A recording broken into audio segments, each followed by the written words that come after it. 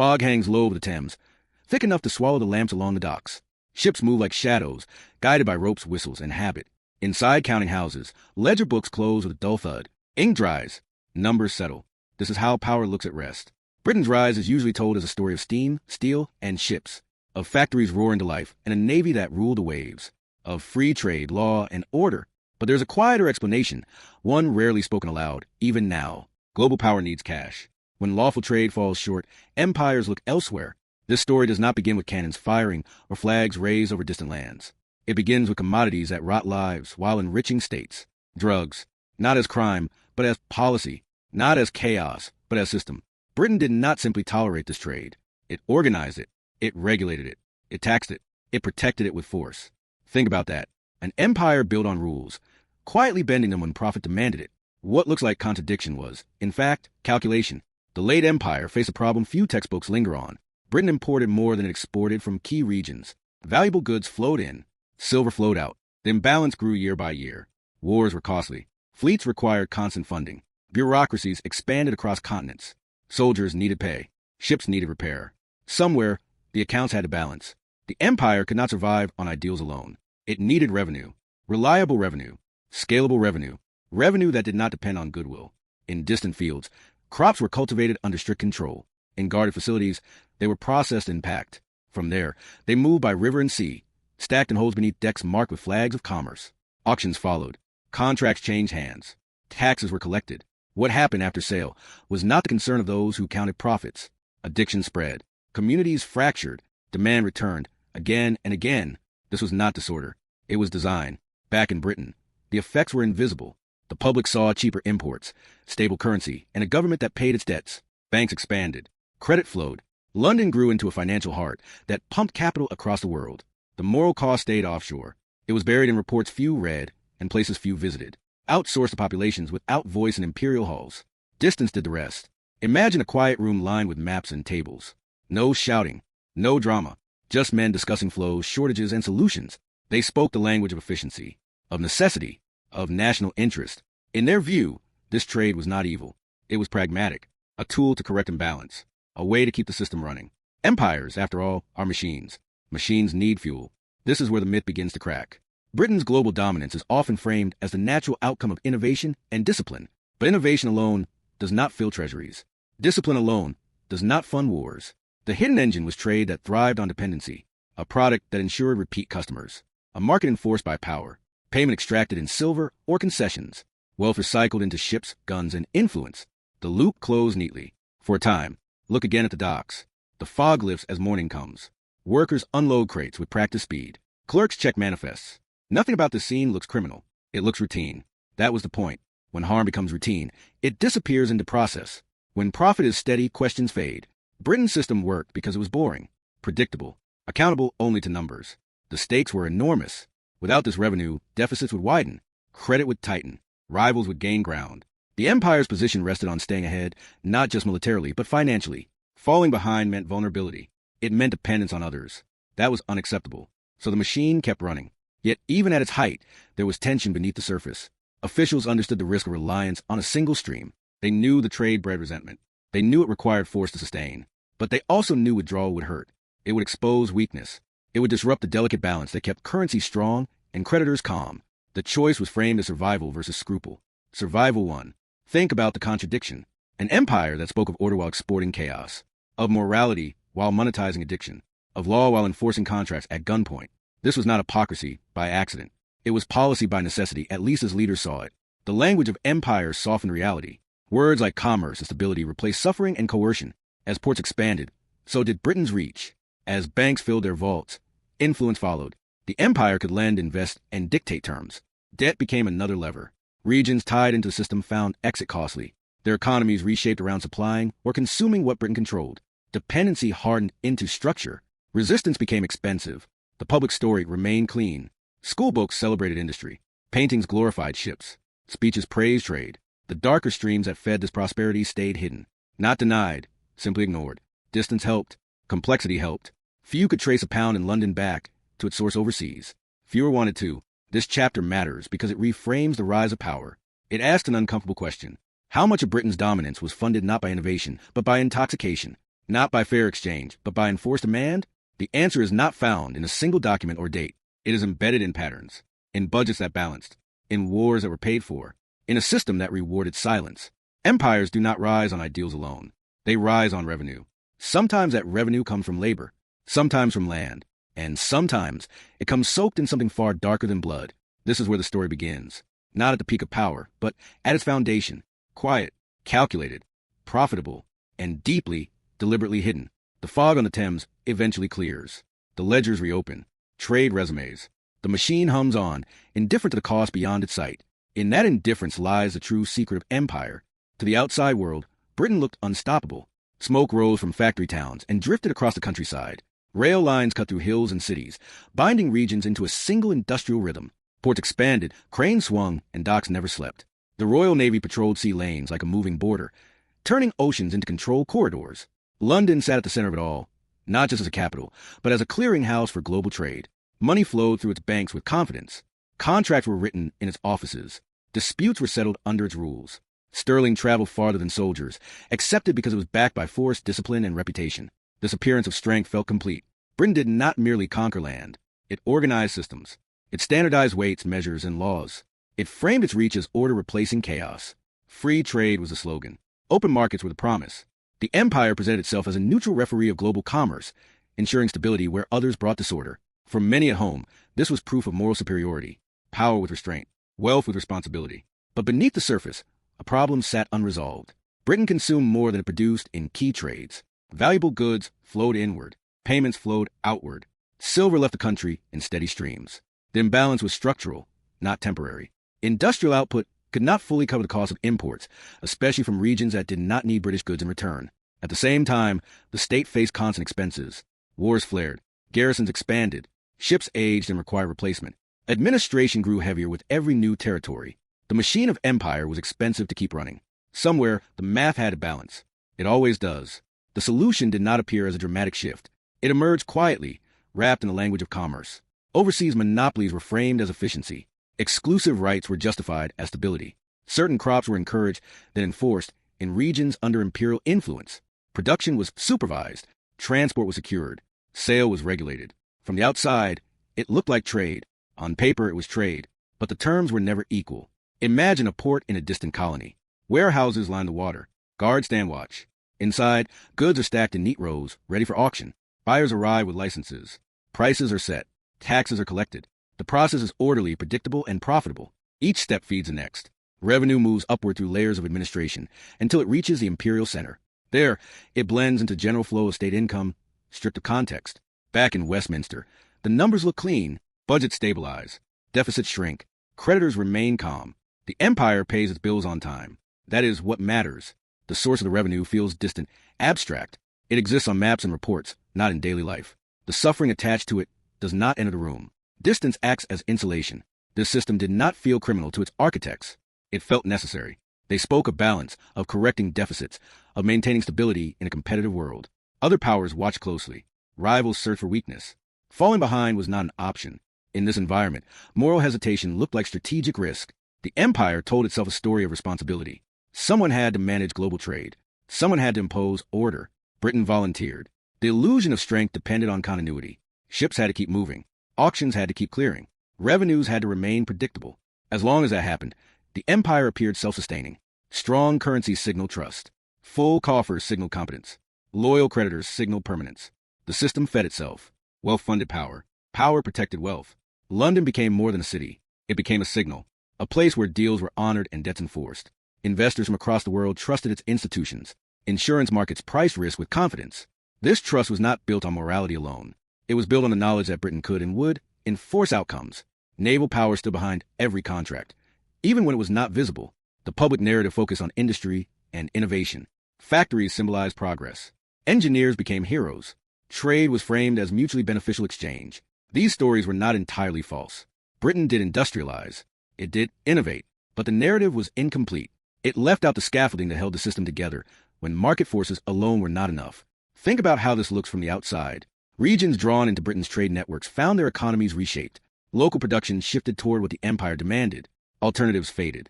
Dependency grew. When prices changed or policies shifted, the impact was immediate and severe. yet the benefits flowed upward, not outward. Stability for the center meant volatility for the periphery. The illusion worked because it aligned interests at home. Workers benefited from cheaper imports. Merchants profited from secure routes. The state enjoyed steady income. Few questioned the ethics of a system that delivered results. Those who did were often dismissed as naive or impractical. In a world of competing empires, hesitation was framed as weakness. Even critics struggled to articulate the full cost. The system was complex by design. Responsibility was fragmented. No single office oversaw the entire chain. Decisions were distributed across agencies, companies, and colonial administrations. Each acted within its mandate. Together, they formed a machine that no one claimed to control, yet everyone relied on. This fragmentation made denial easy. When problems surfaced abroad, they were blamed on local conditions. When resistance grew, it was framed as disorder needing correction. The economic roots were rarely acknowledged. It was simpler to deploy force than to rethink the model. Force preserved revenue. Rethinking threatened it. At its peak, Britain's confidence seemed justified. Rivals struggled to match its reach. Its currency remained strong. Its debts were manageable. Its institutions appeared stable. The empire looked like a finished structure, solid and permanent. Few believed it could be challenged, let alone undone. Yet the strength was conditional. It depended on streams of income that could not be openly defended. It depended on populations that had no voice in imperial decision-making. It depended on continued enforcement. Remove any one element, and the balance would shift. This is the danger of illusions. They mask fragility.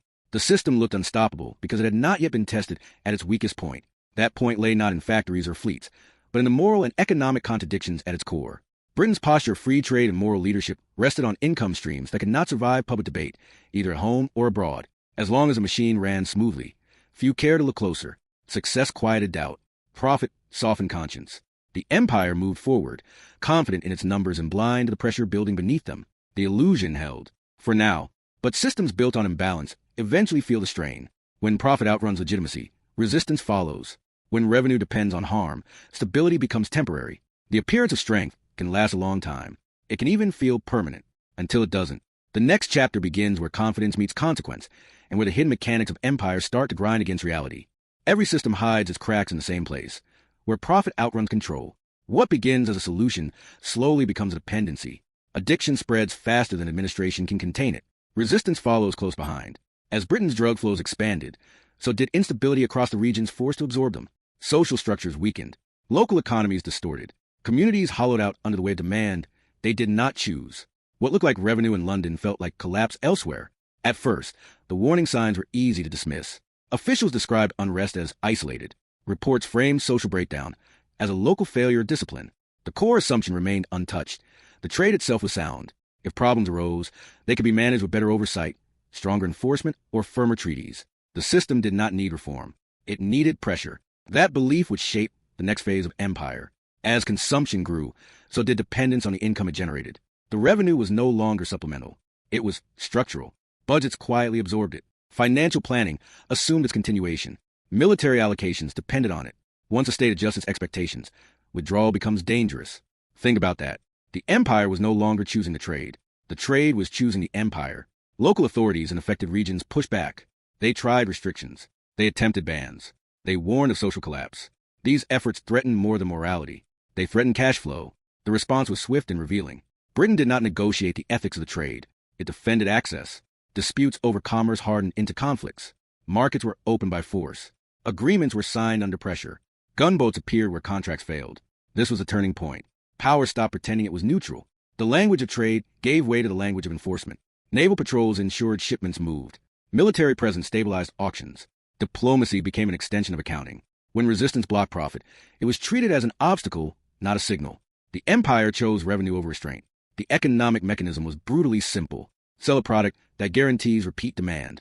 Extract payment in silver, goods, or political concessions. Use that wealth to fund military and industry. Deploy that power to protect the market. Then repeat. Each cycle reinforced the next. Short-term gains were obvious. Long-term costs were deferred. As long as the books balanced, the system appeared rational. Domestic confidence remained high. Britain's public saw strength, not strain. Currency held steady. Credit remained available. The state met its obligations. Few connected overseas unrest with home prosperity. Distance once again softened accountability. The empire's center experienced stability precisely because instability was exported. Yet legitimacy began to erode where it mattered most. The trade undermined Britain's claims of moral leadership. The contradiction grew harder to hide. The empire spoke a law while imposing addiction. It spoke of order while enabling chaos. This gap between rhetoric and reality widened with every enforcement action. Locally, resentment hardened. Internationally, rivals took note. Enforcement carried costs. Naval deployments increased. Garrisons expanded. Administrative oversight grew heavier. Each measure required funding. The system began to consume more of its own output just to sustain itself. What once felt efficient now felt brittle. The margin for error narrowed. Any disruption threatened cascading effects.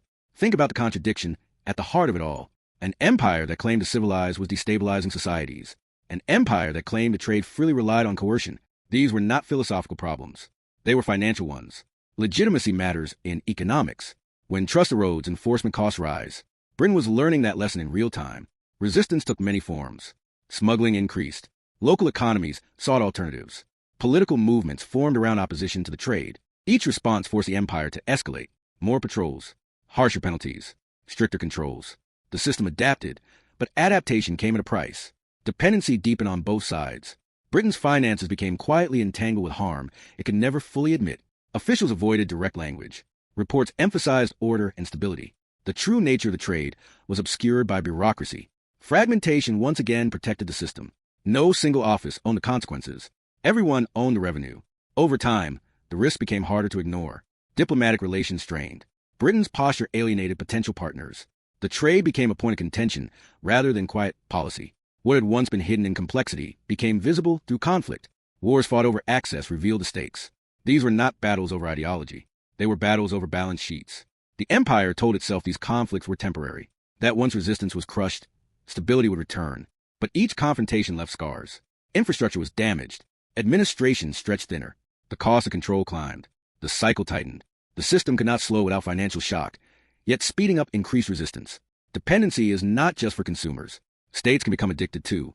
Once revenue is tied to harm, walking away threatens collapse. Britain faced that reality. To withdraw would mean accepting deficits, weakening currency, and conceding ground to rivals. To continue meant deepening contradiction and expanding enforcement. Neither option was clean. At home, debates grew louder but remained limited. Economic benefits blunted criticism. As long as prosperity continued, ethical concerns stayed marginal. Success has a way of silencing doubt. Yet beneath the surface, the foundations were shifting. The empire's power rested increasingly on mechanisms that required constant pressure to maintain. The cracks widened, even as the book still balanced. For a while, this phase of empire reveals its true nature. Power was no longer just exercised. It was defended. The system had crossed from opportunism into dependence. What began as a solution to imbalance had become a liability. The trade that funded expansion now constrained choice. History often frames empires as confident actors shaping events. This chapter shows something different. Britain was reacting, responding to pressures of its own making, chasing stability through force because the economic structure left no room for retreat. The turning point was not a single battle or decree. It was a moment when enforcement replaced persuasion as a primary tool of trade, when markets were no longer encouraged, but imposed. From that moment on, the empire's path narrowed. The system would continue, but only at increasing cost. And costs, in the end, always come due. Empires rarely collapse in a single moment. They unravel. The process is slow, uneven, and often denied until it becomes impossible to ignore. For Britain, the system that once fueled expansion began to turn inward, demanding more protection, more justification, and more resources just to survive. Global norms shifted. Resistance hardened. What had once been framed as commerce increasingly looked like coercion. The old arrangements grew harder to defend, both abroad and at home. Alternative suppliers emerged beyond Britain's control. Trade routes diversified. Local producers and rival powers found ways to bypass imperial systems. Revenues that once felt guaranteed began to thin. Each shortfall forced difficult choices: cut spending and risk weakness, or double down on enforcement and raise costs further. The empire tried both. Neither solved the underlying problem. The moral contradiction at the heart of the system could no longer be smoothed over by distance or paperwork. At home, public awareness slowly changed. Reports filtered back. Debates sharpened. What once stayed offshore began to enter political conversation. Britain's claim to moral leadership faced scrutiny it could not easily dismiss. The same trade that had stabilized budgets now undermined legitimacy. Trust eroded, not just overseas, but within the empire's own institutions. When authority weakens, power becomes more expensive to maintain. Financial pressure mounted. Enforcement costs rose faster than returns. Military deployments stretched thin. Administrative complexities slowed decision-making. The system lost flexibility. Each reform threatened revenue. Each continuation deepened backlash. The empire found itself managing decline rather than directing growth. Adaptation became survival. Britain responded as empires often do. It shifted form. Direct control gave way to indirect influence. Finance replaced force as a primary lever. Legal frameworks, debt, and currency influence carried on what gunboats once enforced openly. The drug-backed era faded from official memory, reframed as unfortunate necessity or forgotten entirely. But its effects did not vanish. Borders drawn under pressure remained. Institutions built around extraction endured. Distrust lingered where stability was promised, but harm delivered. Cities that had prospered from trade kept their wealth. Regions stripped for revenue kept the scars. The accounting never truly closed. Costs were deferred, not erased. This history matters because the mechanism did not die with empire. States still face deficits. They still chase leverage. They still justify harmful trades as necessary for stability or security. Different commodities replace the old ones. Different language softens the impact.